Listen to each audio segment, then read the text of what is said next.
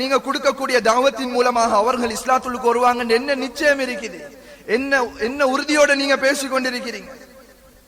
இஸ்லாத்துக்கு வாரதை விட ஒரு மனிதனுடைய உணர்வு மிக பெரியது என்பது அல்லாஹு தாலா குர்ஆன்ல சொல்றான்.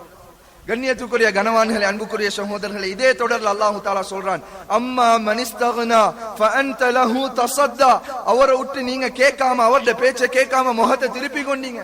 அம்மா மனிஸ்தக்னா, நீங்க பேசிக்கொண்டிருக்கக்கூடிய மக்கள் பணக்காரர்கள் என்பதற்காகவா? இவர் ஏழை, அதனால இவருக்கு மூஞ்சி கொடுக்க இயலாது. இவர் கொஞ்சம் சமூகத்துல கண்ணியம் இல்லாதவராக இருக்கிறார், அதனால இவரோட பேசுறதுக்கு விருப்பம் இல்லை.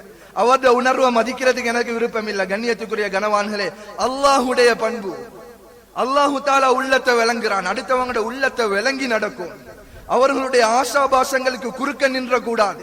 அவர்களுடைய ஆசாபாசங்கள், அவர்களுடைய ஆதாயங்களுக்கு குறுக்க நின்று அவர்களை கஷ்டப்படுத்துவோமாக இருந்தா நபி அவங்க சொன்னாங்க,